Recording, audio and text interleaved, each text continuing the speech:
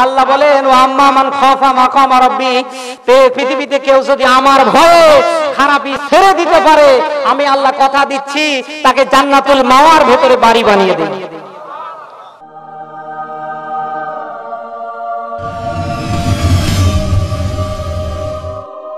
এই যে আপনি যখন আল্লাহর ভয়ে তাকওয়া ভরে আপনি যখন খারাপি ছেড়ে দেবেন, ভাই এই যে লোক উঠছে আমি শেষ করে দেই নাকি? তো এই লোকগুলা যদি এই ঘন্টা খানিকে বসে থাকতে না পারে তাহলে এগুলোর বউ আছে কি করে? আপনার এত উঠা বসা, আমি একটু যাই কি যাই আমি একটু 1 ঘন্টার পেশাব নিয়ে যদি আপনি না থাকেন আমি আর নিচে নামলাম না। এরপরে যদি কাউকে দেখি এখানে নড়াচড়া করাও এটা একটা পাপ, এটা একটা ইবাদতের একটা ক্লাস হচ্ছে কি ওয়াইদা কুরিয়াল কুরআন ফাসতামিউ লাহু ওয়ানসিতু লাআল্লাকুম তুরহামুন। সূরা আরাফের 204 নম্বর আয়াতের অংশে আবার আল্লাহ দিয়েছেন আপনি যদি দুইটা নিয়ম নিয়ে দুইটা আদব আর কায়দা নিয়ে কর্মসূচি নিয়ে বসে কোরআন শুনতে পারেন আল্লাহর রহমত নাজিল হচ্ছে। মসজিদে নামাজ পড়তে কি মানুষ এরকম করে? এটা ক্লাস হচ্ছে। আপনি ক্লাস যদি করতে পারেন, মনে আছে 1 ঘন্টা করলে কত বছরের সওয়াব? বোঝে না কত বছর। এরপরে যদি কেউ ওঠে আপনার রাগ করলেন, তাহলে আমলে সলেহের ভিতরে 1 নাম্বার আল্লাহকে ভয় করা ভালো কাজ না মন্দ কাজ? ভালো কাজ না মন্দ কাজ? ঘেন্না ভরে কেউ যদি খারাপি ছেড়ে দেয়, কি ভরে? ঘেন্না ভরে কেউ যদি খারাপি ছেড়ে দেয়, আল্লাহ রাব্বুল আলামিন তথ্য দিয়েছেন তার ওই খারাপিগুলি ছেড়ে দেওয়ার কারণে আল্লাহ এতটাই খুশি হয়ে যায়, হারানো জিনিস মানুষ পরে ফিরে পেলে যত খুশি না হয় আল্লাহ তার চেয়ে বেশি খুশি। এটা আল্লাহওয়ালার জীবনী আমার মনে পড়ে গেল। তিনি সর্বপ্রথম ছিলেন একজন মূর্তি পূজক। তিনি মূর্তির সামনে মাথা নত করতেন আর বলতেন সনাম সনাম সনাম সনাম। 12টা বাজতে আর 13 মিনিট বাকি আছে, আপনারা থাকবেন ততক্ষণ? ভাই আমি জানি আপনাদের ধৈর্যের বাঁধ ভেঙে যাচ্ছে। হ্যাঁ, সারা রাত ওই লোকটা মূর্তির সামনে প্রতিদিন বলতো সনাম সনাম সনাম, তাদের দেবতার নাম সনাম। হঠাৎ একদিন মূর্তির সামনে সনাম সনাম বলতে গিয়ে বলেছে সমাদ। সমাদ কার নাম? আছে কি কোরআনে? সূরা ইখলাসের ভিতরে আল্লাহ দিয়েছেন, আল্লাহ পাক বলেন কুল হুয়াল্লাহু আহাদ আল্লাহুস সামাদ। বলেন আল্লাহু আকবার। লোকটা সনাম বলতে গিয়ে সমাদ যখনই বলে ফেলছে, আল্লাহ আসমান থেকে ডেকে বলে লাব্বাইক ইয়া আবদি, হে বান্দা তুমি ডাকো কেন? সুবহানাল্লাহ, কত বড় না। লোকটা বলে এত দিন ধরে আমার 27 বছর হলো মূর্তির সামনে সনাম সনাম বলে দেবীকে ডাকার, কিন্তু কোনদিন এমন আওয়াজ আমি পাইনি। আজকে আওয়াজ আসলো কোত্থেকে? ডানে তাকায়, বামে তাকায়, সামনে তাকায়, পিছনে তাকায়, উপরে তাকায়, কে আওয়াজ দিল? ইচ্ছা করে আবারও ডাকছে সমাদ কার নাম। আবারও আল্লাহ গায়েবে আওয়াজ দিচ্ছে লাব্বাইক ইয়া আবদি, হে বান্দা ডাকো কেন? লোকটা আবারও তাকিয়ে দেখে কেউ তো নেই। তৃতীয়বার আবার ডাকছে সমাদ। আমার আল্লাহর গায়েবে আওয়াজ আবার হচ্ছে বান্দা ডাকো কে? আমি আল্লাহ তো আছি। আমার ভাইরা, এই লোকটা এটাকে প্রমাণ করার জন্য একজন আল্লাহওয়ালার কাছে গিয়েছে। যাওয়ার পরে বলেন হুজুর এতদিন ধরে আমি এই মূর্তির পূজা করতাম, বয়স হয়ে গেছে 27 বছর, আমি হঠাৎ করে এটা বলতে গিয়ে সমাদ বলে ফেলেছি। কে যেন উপর থেকে বারে বারে আওয়াজ দেয়, আমি জানতে চাই ইনি কে। তখন হুজুর বলছে বাবা তুমি ওই জায়গায় কেন? এই মুহূর্তে তুমি যত জায়গায়, তুমি যতবার এই আওয়াজ দিবা আমার আল্লাহ তোমার আওয়াজে সাড়া দেবে। লোকটা ওই জায়গায় বলেছে সমাদ, সঙ্গে সঙ্গে আওয়াজ এসে লাব্বাইকা ইয়া আবদি, বান্দা ডাকো কেন? লোকটা পরে মুসলমান হয়ে গিয়েছে। আমার ভাইরা, পৃথিবীতে ঘেন্না ভরে যদি খারাপি ছাড়তে পারে, মানুষের হারানো জিনিস পরে ফিরে পেলে মানুষ যতটুকু না খুশি হয় আমার আল্লাহ তার চেয়ে বেশি খুশি হয়ে যায়। কারণ আল্লাহ আপনাকে আদর দিয়ে মহব্বত করে ভালোবেসে বানিয়েছে। তখন আল্লাহ ইচ্ছা যখন প্রকাশ করলেন, ফেরেশতারা বলেছিলেন এগুলাকে বানানোর দরকার নেই। কথা বলেন না কেন? আল্লাহর ইচ্ছা ফেরেশতার বিরুদ্ধে চলে গেল, মানুষ বানিয়ে ফেললেন। আল্লাহ পাক বলেন আমি মানুষের উপরে একটা ভাগ মহব্বত দিয়েছি, আর আমি আল্লাহ 99টা ভাগ মহব্বত নিজে নিয়েছি। গোটা দুনিয়ার সব সৃষ্টিগুলোর উপরে মহব্বতের ভাগ কয়টা? আরো জোরে বলেন। এক ভাগ মহব্বতের কারণে সন্তান অসুস্থ হলে মা ঠিক থাকতে পারে না। কথা বলেন না কেন? সামান্য গাভীর বাচ্চা হয়ে মারা গেলে সারা রাত ওই গাভী হাম্বা হাম্বা করে না। তাহলে আল্লাহর কাছে আছে 99, আমাদের কাছে আছে কত? আরো আসতে। তাহলে ওই আল্লাহর বান্দা হয়ে নাফরমানি করবেন, খারাপের সাথে জড়িত থাকবেন। আপনি যখন এই ভালো হওয়ার চেষ্টা করবেন, আমার আল্লাহ কিন্তু অনেক অনেক গুণ আপনার উপর খুশি। এজন্য সম্মানিত ভাইরা আমার, আমলে সলের ভেতরে 1 নাম্বার আল্লাহকে ভয় করা, ভালো কাজ না মন্দ কাজ। 2 নম্বরে আমলে সলের ভেতরে আল্লাহর সীমানার ভেতরে থাকা, ভালো কাজ না মন্দ কাজ। জান্নাতের ভেতরে আদম আর হাওয়াকে আল্লাহ একটা এরিয়া করে দিয়েছিলেন। এটা সূরা বাকারার 35 নম্বর আয়াতের অংশ আল্লাহ দিয়েছেন। আল্লাহ পাক বলেন লা তাকরাবা হাদিহিশ শাজারাতা ফাতাকুনা মিনাজ জালিমিন। সূরা বাকারা 2 নম্বর সূরা 1 নম্বর পারা 35 নম্বর আয়াতের অংশ। আল্লাহ পাক বলেন হে আদম, আমি এরিয়া করে দিলাম, সীমানা করে দিলাম। এই যে গাছটা, এটা একে যদি ওভারটেক করো তাহলে তুমি কিন্তু ক্ষতিগ্রস্ত হবে। শয়তানের ওয়াসওয়াসায় পড়ে আদম আর হাওয়া যখন সীমানা গাছ অতিক্রম করলেন, আল্লাহর জান্নাতে থাকার ব্যবস্থা করলেন না, দুনিয়ায় বের করে দিলেন। আল্লাহ ওই মুহূর্তে আদম আর হাওয়াকে রাখেননি, বের করে দিয়েছেন। কথা বলেন না কেন? ওই শয়তান কিন্তু আজও আছে আপনাকে আমাকে জাহান্নামে নিয়ে যাওয়ার জন্য। যে শয়তান আমার মা বাপকে জান্নাত থেকে বের করেছে, যাও বসে আছে। কথা বলেন না কেন?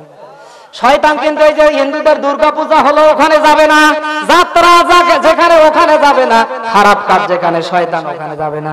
কারণ শয়তান চিন্তা করে ওখানে গিয়ে আমি করব কি? যারা ওগুলোর সাথে জড়িত ওরাই তো আমার ভাই। এবার শয়তান কোথায় থাকে? আপনি ভালো হয়েছেন, মুখে খোসা খোসা দাড়ি রেখেছেন, 5 ওয়াক্ত নামাজের আগে পড়েননি, এখন 5 ওয়াক্ত নামাজ আপনি শুরু করেছেন। এতদিন ভালো ছিলেন না, এখন ভালো হওয়ার আপনি নিয়ত করে ফেলেছেন। শয়তান কিন্তু এই জায়গায় বাধা দেবে। কথা বলেন না কেন? আল্লাহ পাক বলেন ক্বালা ফাবিমা আগওয়াইতানি লাকউদান্না লাহুম সিরাতাকাল মুস্তাকিম। এটা সূরা আরাফের 16 নম্বর আয়াতের তাফসীর দেখে নেবেন। আল্লাহ পাক বলেন শয়তান খালি ভালো রাস্তার মোড়ে মোড়ে থাকবে, খারাপ রাস্তার মোড়ে মোড়ে থাকবে। আরো জোরে, মসজিদ যেখানে শয়তান থাকবে, কোরআনের মাহফিল হবে যেখানে শয়তান থাকবে, ভালো কাজের আঞ্জাম মানুষ দিতে যাবে যেখানে শয়তান থাকবে। আমার ভাইরা, আল্লাহর এরিয়া একটা সীমানা। আল্লাহ জান্নাতে মার বাবা আমাদের আদি পিতা আদি মাতা হাওয়াকে আদমকে করে দিয়েছিলেন। ওটা আল্লাহর গণ্ডি অতিক্রম করার কারণে আল্লাহ তাদেরকে দুনিয়ায় দিয়েছে। আমাদেরও এইরকম একটা সীমানা আছে না নেই? ওই সীমানা কি?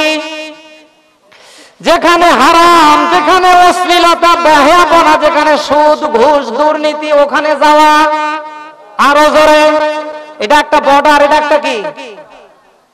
বাংলাদেশ সরকারের আপনি একজন সুনাগরিক, আপনার পাসপোর্ট ভিসা ছাড়া যদি বাংলাদেশ অতিক্রম করার সময় ওই দেশের প্রশাসনের কাছে আপনি ধরা পড়েন, দেশের সরকার আমাদের মাননীয় প্রধানমন্ত্রী শেখ হাসিনা যদি জানতে পারে, উনি কি খুশি না বেজার?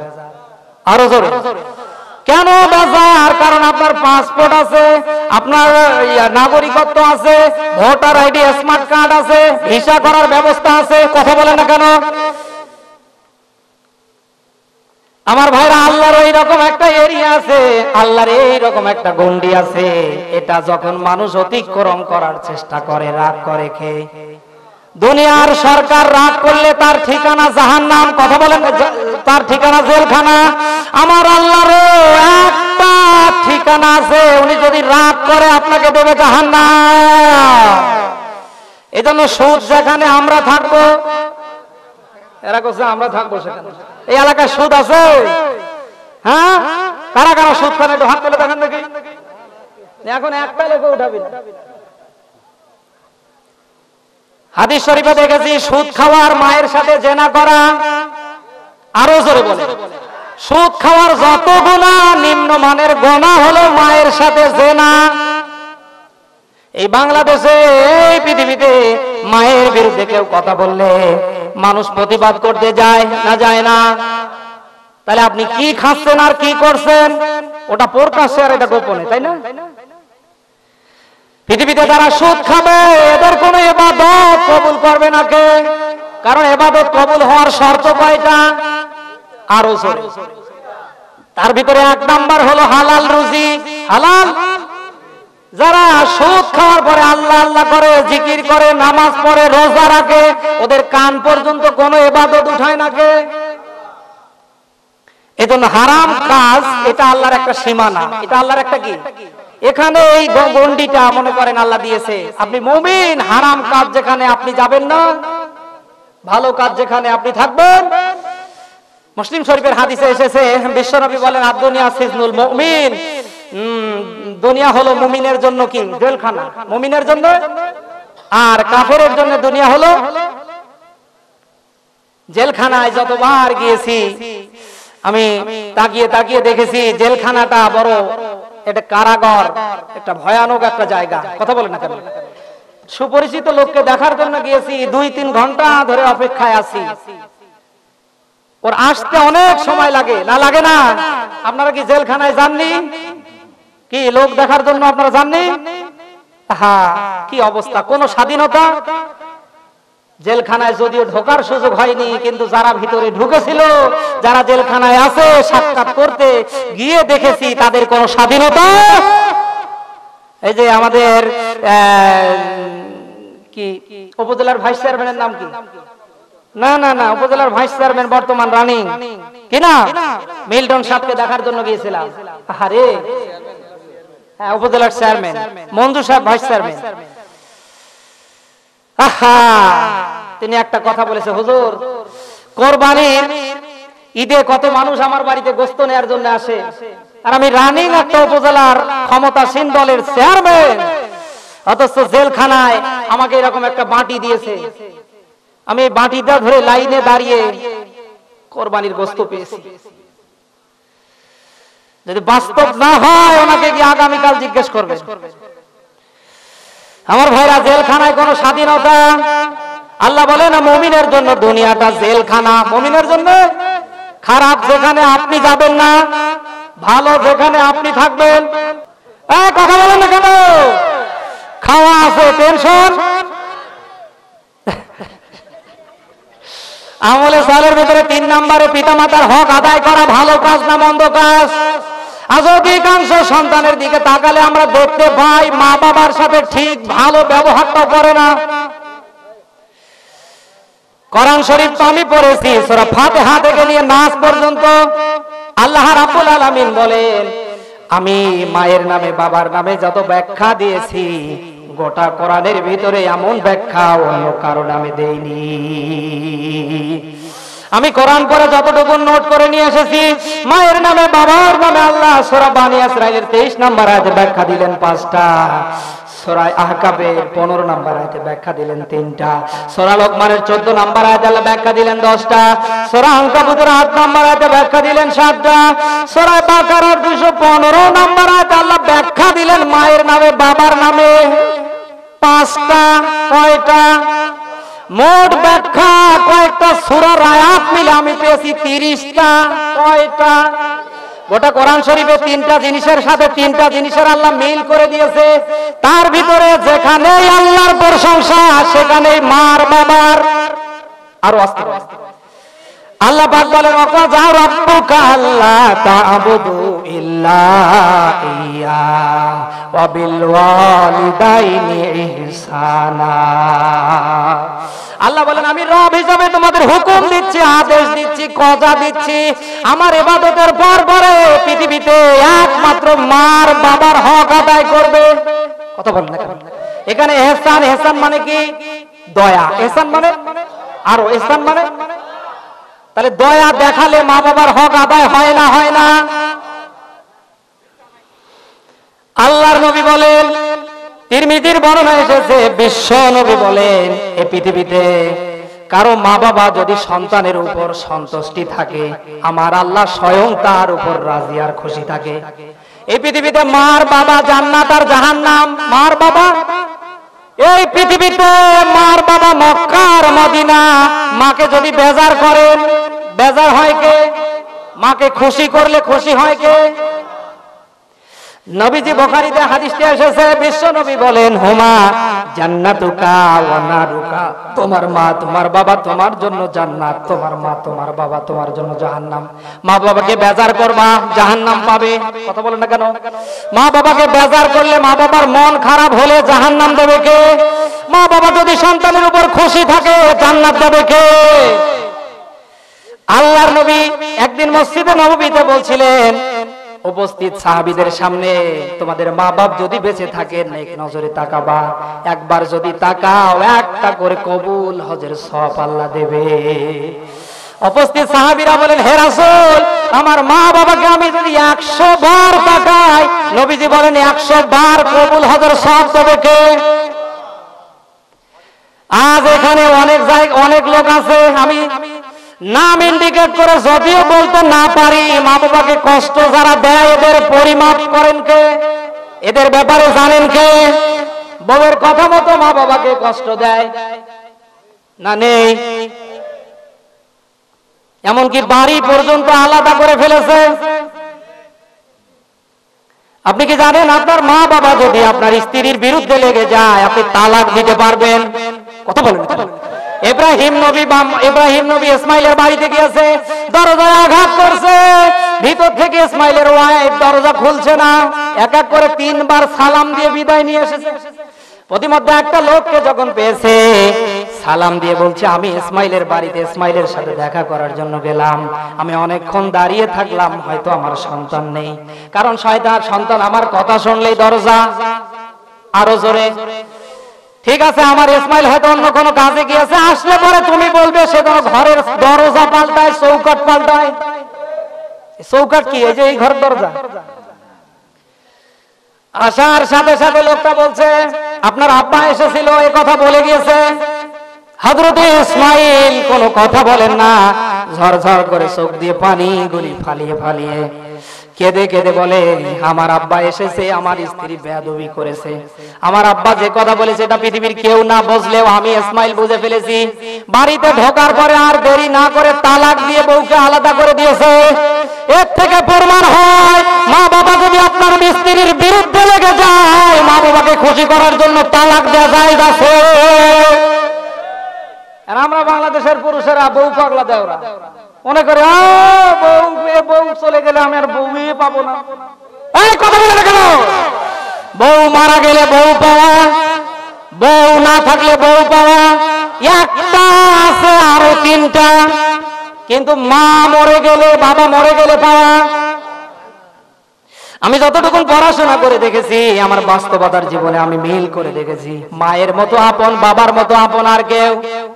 আরো জোরে, আমার স্ত্রীকে যদি সময় মতো খাদ্য, অন্ন, বস্ত্র, বাসস্থান, চিকিৎসা, তার চাহিদার যোগান দিতে দেরি হয়, মুখ কালা করে, এমনকি শ্বশুর শাশুড়ি পর্যন্ত নালিশ দেয়। কথা বলে না কেন? কিন্তু আমি তো বাহিরে থাকি, যখন বাড়িতে যাই, আমার ব্যাগের দিকে কোনোদিন আমার বাবা মাকে আমি তাকাতে দেখি নাই, কোনোদিন আমার পকেটের দিকে তাকাতে দেখি নাই। টাকা দিলেও মা, টাকা দিলেও বাবা। কথা বলে না কেন? সঙ্গে সঙ্গে বাবা মা দেখার পরে বলে, সন্তান এত কষ্ট করে রাত জেগে জেগে মাহফিল করিস, তুই কি খাস না এমনি জমা এমনি দিন কাটাস? মায়ের নজর থাকে, বাবার নজর থাকে সন্তানের চেহারার দিকে, আর বউয়ের নজর থাকে পটলার দিকে। আল্লাহর নবী বলেন পৃথিবীতে সবচেয়ে সেবা পাওয়ার, পৃথিবীতে সবচেয়ে অগ্রাধিকার পাওয়ার মাধ্যম আল্লাহ দিয়েছে মার বাবাকে। রাসূলকে প্রশ্ন করা হলো, হে রাসূল সবচেয়ে বেশি কাকে আমি সেবা করব? রাসূল বলেন মা মা মা। চতুর্থবার সাহাবী বলেন হুজুর কার? আল্লাহর নবী বলেন তোমার বাবার আবু কার? সুবহানাল্লাহ বলতে পারেন না? আমার ভাইরা, মা বাবা যদি কারো উপর নারাজ থাকে, এই অবস্থায় যদি আপনার মৃত্যু হয়ে যায়, আমি দোয়া করি যেন না হয়, তাহলে আপনার জন্য জাহান্নাম দেবে কে? আল্লাহর নবীর একজন সাহাবী হযরতে আলকামা নিজের স্ত্রীর কথা মতো মাকে কষ্ট দিয়ে ফেলেছে। চোখের পানি ছেড়ে দিয়ে মা নামাজের হালতে সিজদায় পড়ে কেঁদে বলে, আল্লাহ এই সন্তান বউয়ের কথা মতো আমাকে কষ্ট দিল, অথচ এই সন্তানের জন্য আমি মা কত কষ্ট করেছি, না করেননি? ওই যশোরের এক জজের কথা মনে পড়ে গেল, পেপারে এসেছিল। মাকে ডেকে বলে, মা মৌলবীরা ওয়াজ করে, মোল্লারা বলে মায়ের ঋণ শোধ করা যাবে না। ও মা আমি ঋণ শোধ করতেই চাই। মা বলছে, বেটা মৌলবীরা যেগুলা বলে এগুলো আছে কোথায়? বলে না, আছে কোথায়? মা বলে, সন্তান আমার ঋণ যেহেতু শোধ করেই ফেলবা, তাহলে বাজার থেকে একটা কলা নিয়ে আসবা। কি আরো আসতে জজ সাহেব গিয়েছে ট্রাক নিয়ে কলা কেনার জন্য।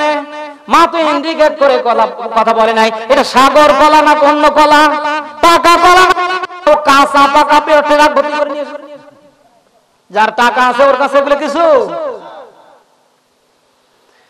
মাকে ডেকে বলে, মা দেখো কলা খাতে চেয়েছো, এই দেখো ট্রাক ভর্তি কলা নিয়ে এসেছি। মা কি কলা খাবে? মা কয় দাঁড়া তোর ঋণ শোধ করাচ্ছি। মা বলছে, বেটা এই ট্রাক ভর্তি কলা ওখানেই থাক, কালকে গরিবদের মাঝে দিবি, একটা পাকা কলা নে। একটা পাকা কলা নিয়েছে, বলছে আমি আমানত হিসাবে তোকে দিলাম, আগামীকাল সকাল বেলা আমি এটা তোর কাছ থেকে নিব। বারাতের মধ্যে যখন আমার ইচ্ছে জাগবে এই কলাটা তোর কাছ থেকে নিয়ে আমি খাবো। যাদের টাকা পয়সা থাকে তাদের এমনি মুভমেন্ট আলাদা, কথা বলে দেখা। মায়ের কাছে ছেলে হিসেবে তো কিছুই করতে পারে না, কারণ ঋণ শোধ করবে।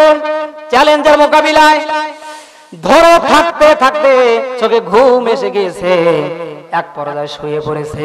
কলাটা বালিশের ঠিক কাজ বরাবর রেখেছে, চিন্তা করে মা কখন জানি আবার ডাক দেয়, ঠিক সময় মতো যদি কলা দিতে না পারি তাহলে তো মার কাছে হেরে যাব। আমার ভাইরা, ঘুম যদি কারো কাছে আসে ওর দুনিয়া। আরো জোরে এমত অবস্থার আলোকে ঘুমের চোটে ওই কলা একেবারে পিঠের নিচে আরো আছে। সকালবেলা ফজরের নামাজ পড়ার পরে মা ডেকে বলে, সন্তান কলা রাখতে দিয়েছিলাম, কলা কই? কলা আছে ডানে ঘরে বামে ঘরে, কলা কোথাও নেই, কলা কোথায়? মা ডেকে বলে, সন্তান আমার হক আদায় করবি, শেষ করে দিবি, ঋণ মুক্ত করবি, কোনো দিন পারবি না। কারণ এই কলার মতো তুই এমন এক সময় ছিলি, আমি মা যদি ইচ্ছা করতাম পিঠের নিচে নিয়ে তোকে ফিনিশ করে দিতাম। আমার একটা বাচ্চা আয়েশা সিদ্দিকা নাম, আগামী নভেম্বরের 14 তারিখ আসলে বছর পূর্ণ হবে। আমার স্ত্রীর দিকে তাকিয়ে মাঝে মাঝে আমি চোখের পানি নিজে নিজে ছেড়ে দিয়ে বলি, আল্লাহ মা এত কষ্ট করে সন্তান মানুষ করে, শীতের মৌসুমে বাচ্চাটা যখন হলো, মা ওই মুহূর্তে আমার স্ত্রী বাচ্চাটাকে নিয়ে জেগে জেগে দুগ্ধ পান করায়। এরকম সারাটা রাত হাত উঁচু করে করে আমার বাচ্চার গায়ে যাতে কাপড় না পড়ে আমার স্ত্রী জেগে থাকে। পেশাব করার সাথে সাথে জায়গা পরিবর্তন করে দিল। আমি বললাম, তোমাকে ঠান্ডা লাগে না? বলছে, ঠান্ডা আমাকে লাগবে কেন?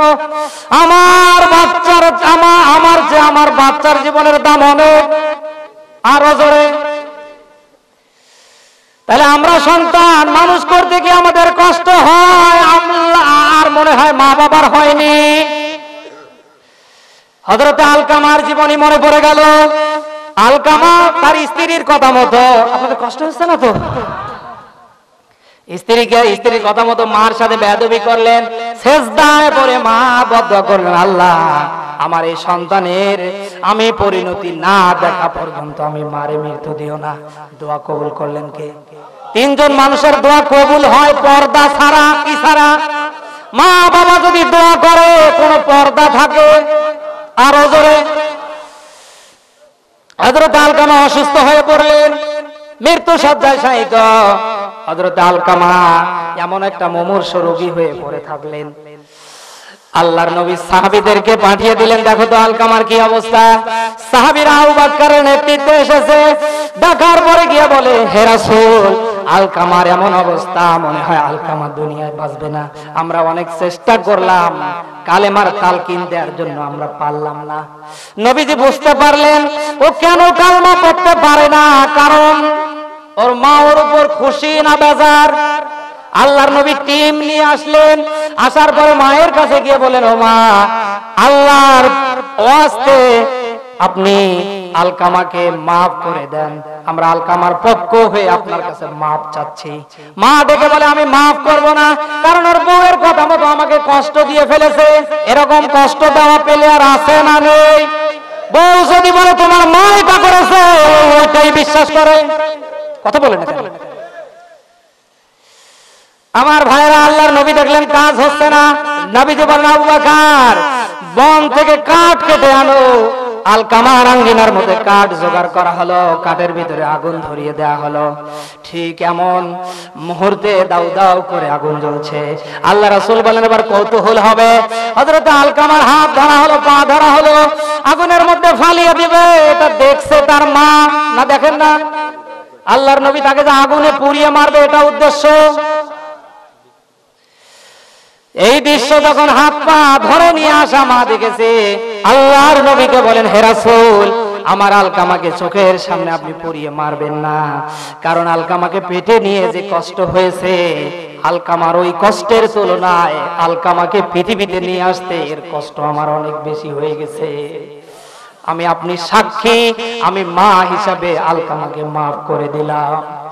এতটুকুন মা বলতে দেরি, সঙ্গে সঙ্গে আলকামা জবাব দিয়ে ফেলেছে, আশহাদু আল্লা ইলাহা ইল্লাল্লাহু ওয়া আশহাদু আন্না মুহাম্মাদান আবদুহু ওয়া রাসূলুহু। বলেন আল্লাহু আকবার।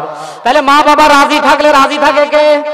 যাদের উপর মা বাবা রাজি আছে, প্রত্যেক জায়গায় তাদেরকে ইজ্জত আর সম্মান দিয়ে ভরিয়ে দিয়েছে কে? আল্লাহর নবী হযরত মুসাকে ডেকে বলেন, মুসা, একজন কসাই তোমার সাথে জান্নাতে থাকবে। এগুলি কেচ্ছা না হাদিস? নবী মুসা ছিলেন আবেগপূর্ণ নবী। কি পূর্ণ? বেশি বেশি কথা বলতেন, এজন্য আল্লাহ তার নামের শেষে দিয়েছেন কাল্লাম আল্লাহ, অতিরিক্ত কথা বলা নবী, আবেগপূর্ণ নবী। বলে, আল্লাহ, কসাই তো একটু সিটার, গোস্তই খালি খালি ওজনে কম দেয়। আপনাদের এই ভুল বাড়িতে নেই।